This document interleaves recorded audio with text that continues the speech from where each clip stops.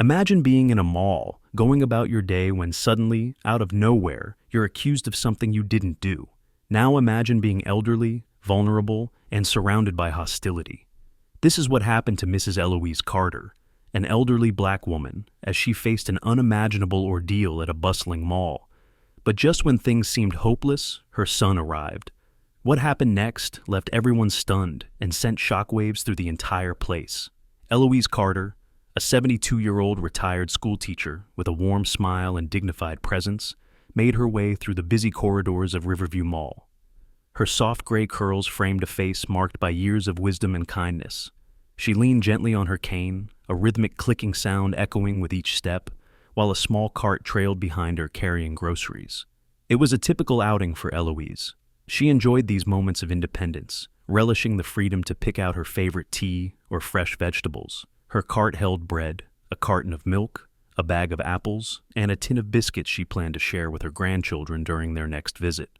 Just as Eloise reached the mall's exit, two towering security guards stepped into her path, their faces stern and intimidating. One crossed his arms and blocked her cart. "Ma'am, we need to talk," he said sharply. Eloise blinked in confusion. "Talk? Is something wrong?" she asked, her voice polite yet tinged with nervousness. The second guard sneered. "We've received reports you were shoplifting," he said, his tone accusatory. Shoplifting? Eloise's heart sank. The mere suggestion was preposterous. "That's a mistake," she replied firmly. "I paid for everything." She reached into her purse, fumbling to find the receipt with trembling hands. But the guards didn't even glance at it. "You'll need to come with us," the first guard demanded.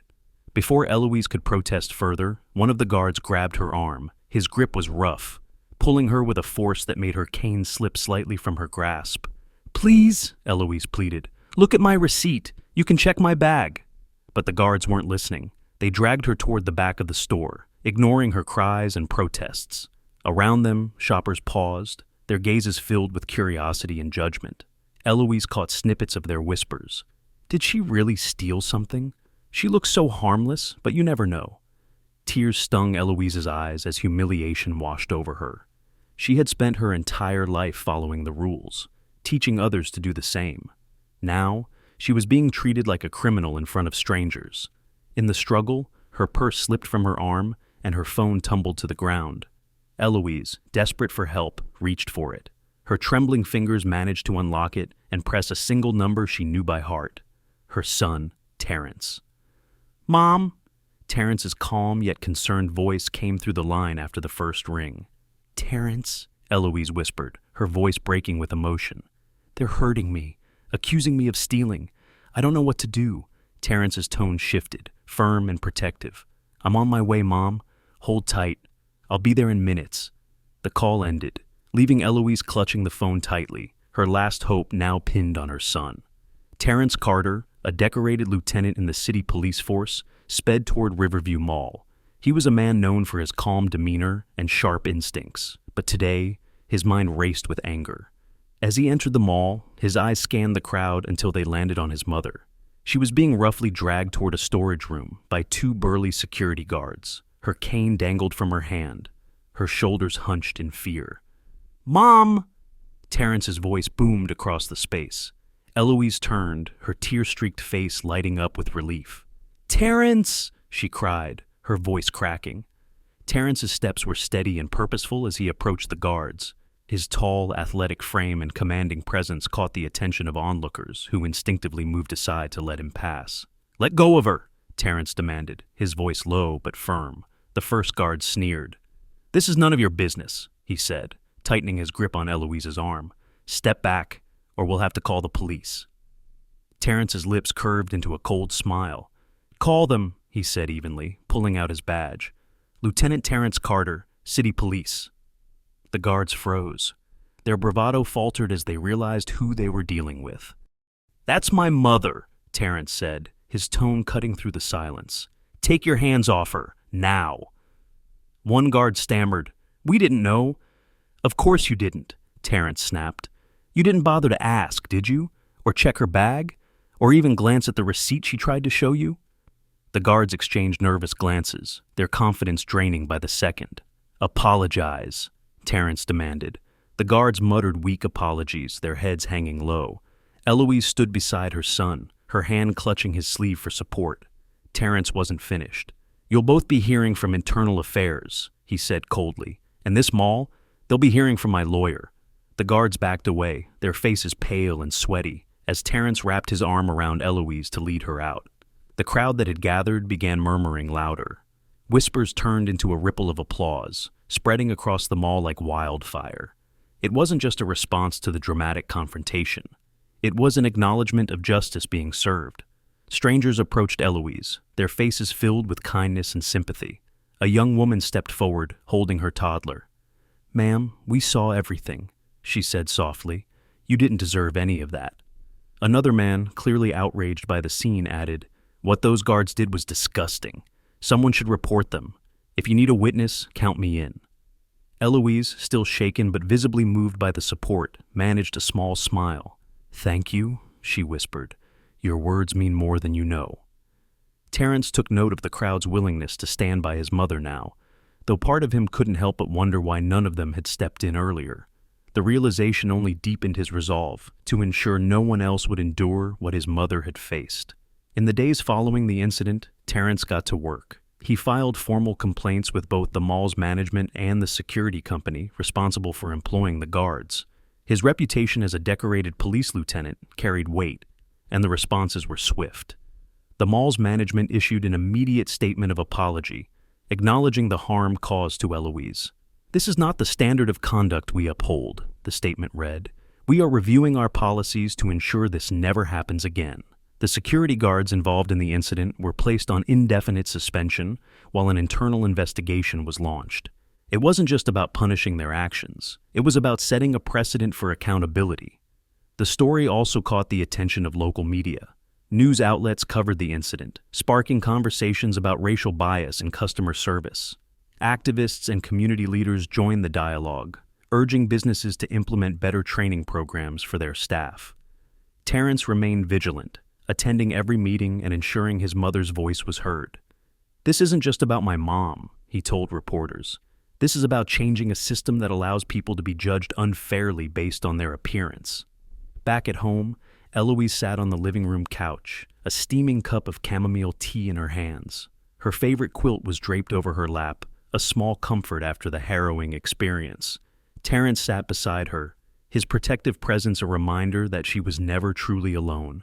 "Terrence," Eloise began, her voice soft but steady, "I don't know how to thank you. You didn't just stand up for me. You reminded me of my own strength." Terrence placed a hand on hers, his gaze filled with both love and determination. "Mom, you taught me everything I know about standing up for what's right. Today was just my turn to be there for you." They shared a quiet moment, the weight of the day giving way to a shared sense of gratitude. For Eloise, it wasn't just her son's actions that touched her. It was the reminder of the bond they had always shared. That night, Eloise lay in bed, staring at the ceiling as the day's events replayed in her mind.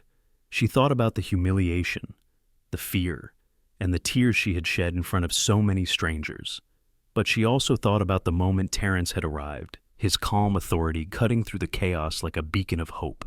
She thought about the kindness of the strangers who had offered their support, and the strength she had found within herself to endure the ordeal. Her thoughts turned to her late husband, who had always been her pillar of strength.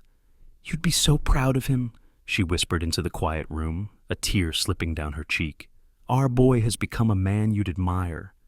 For Terrence, the incident was more than just a personal matter. It was a wake-up call. As he sat at his desk late into the night, reviewing the notes and evidence he had gathered, he felt a renewed sense of purpose. "This isn't just about my mom," he muttered to himself. "This is about all the people who don't have someone to stand up for them."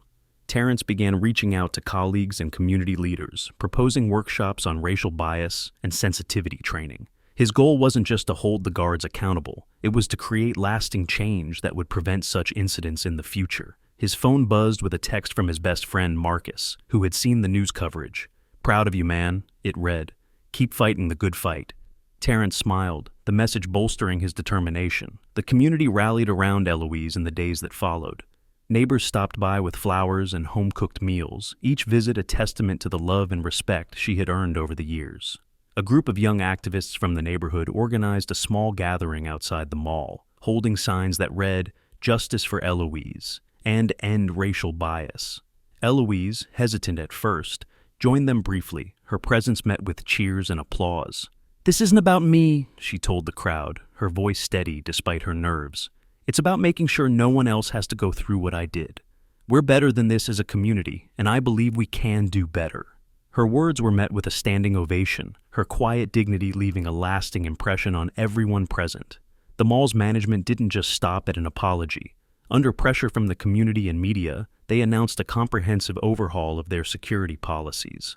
All employees would undergo mandatory training on racial sensitivity, and a new oversight committee was established to handle customer complaints. Eloise received a personal visit from the mall's general manager, who delivered a heartfelt apology. "Mrs. Carter," he said, his voice sincere, "you've shown us the importance of taking a hard look at our own practices. We owe you a debt of gratitude for holding us accountable." Though Eloise accepted the apology, she remained cautious. "Actions speak louder than words," she replied gently. "I'll be watching to see if you follow through." One evening, Eloise and Terrence sat together on the porch, the soft glow of the setting sun casting a warm light over their faces. Birds chirped in the distance, and a cool breeze rustled the leaves of the old oak tree in the yard. "We made it through, Mom," Terrence said, his voice filled with quiet pride. Eloise smiled, her hand resting on his. "We did. But the fight isn't over, Terrence. There's still so much work to be done." "And we'll do it," Terrence replied confidently. "Together." As they sat there, united by love and a shared commitment to justice, Eloise and Terrence knew their story was more than just a personal victory. It was a testament to the power of resilience, community, and the enduring strength of a mother and son's bond.